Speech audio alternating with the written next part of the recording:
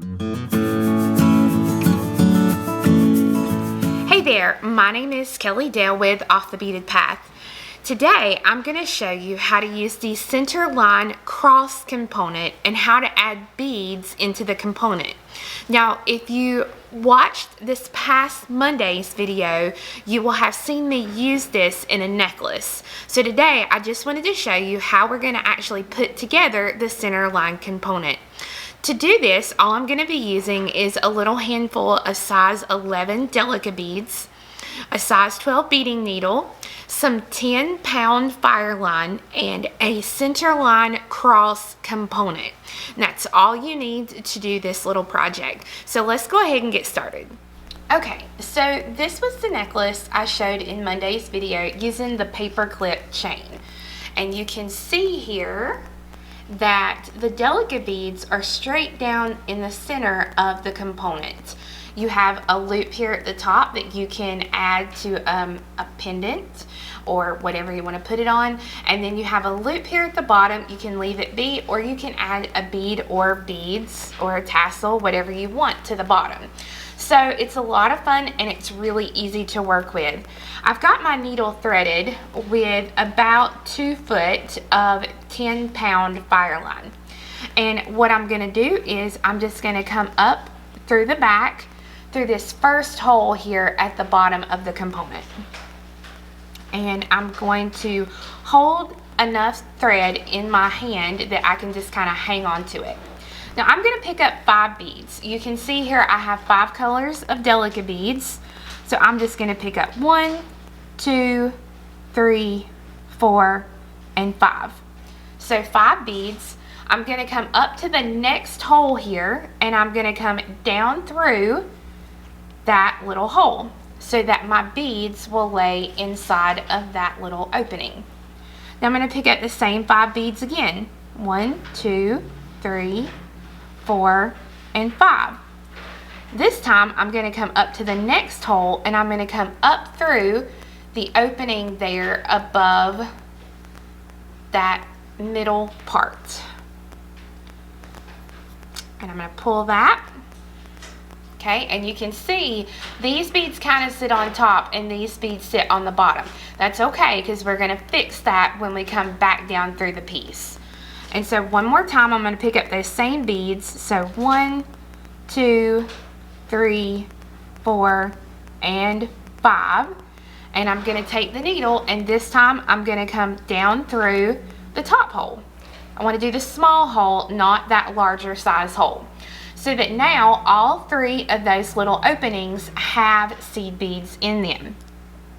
So I'm going to kind of flip it over, and I'm going to push the beads to the center, and then I'm going to come back through the 5 beads again, kind of working towards the bottom. Now my needle actually stuck up through the top here, and that's fine. I'll go ahead and pull this through, but then I'll stick the needle down through that opening so it's coming out at the bottom where it needs to be. And then I will take the needle and come up through the little opening here in the middle. That puts me a thread on each side on the top and a thread on each side in the bottom. So now the middle beads, again, I'm going to push these up. I'm going to go down through those 5 beads again. This helps kind of reinforce everything and evens everything out. So again, you can see the needle stuck there to the bottom, and that's okay. I'll go ahead and pull it through, but then I'll stick my needle up through that opening so that way it pulls everything up where it needs to be. And now I'm going to take my needle and come down through that next little opening.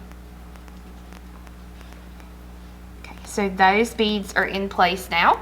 And then I've got one little section of beads left here. So I'm going to kind of bring my needle through and go through those beads. And then I'm going to stick the needle down through that opening again.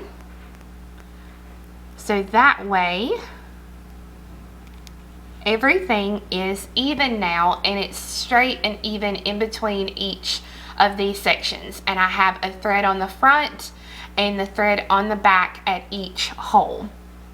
Now it's just a matter of, I'm going to take these two threads, they're coming out right at each other, so I'm going to go ahead and I'm going to tie these threads into a couple of really good knots. Don't put bad knots, you want really good ones. I'm going to put a couple in there, and then I'm going to take my needles and I'm going to run the needle up through the 5 beads or 3 beads or whatever I can get it through. I just want to take the needle and get through there, and this will take a little maneuvering on your part to get the needle through where it needs to go. So I've got that pulled through, and once I get it through there and get everything untangled here, there we go, I'm going to give it a good pull so that way the knot will actually go up inside of my beadwork. And I'm going to do that. Once I cut this, I'm going to do the same thing. I'm going to take the needle and I'm going to go up through and trim that, so that then I will have my completed piece that I can then put on a necklace or a keychain or whatever I want to do. And I'm going to go grab a few beads so I can show you how to attach something here to the bottom if you're not sure how to do that. Okay, so I want to add something to the bottom of my cross. It's really simple. All I have to do is open up a jump ring, and move that out of the way so you can see here. I'm going to twist the jump ring to open it, slide my little tassel or my little bead embellishment, whatever you want to put on it, and then I'm going to open a jump ring, or open that, close it now after I've got it attached, and now I have a fun little dangle added to the bottom of the cross. So I hope you see now how easy these Centerline cross pieces are. I actually have these for sale on my website, which is offthebeadedpath beadstore.com, as well as a lot of other fun Centerline pieces. I also wanted to let you know that the beadboard that I used today was by my friend Ree Stanley at the Bead Wrangler. You can find her at thebeadwrangler.com and all of her fun beadboards. So I hope you guys have a wonderful day. We'll see you back next week. Bye-bye.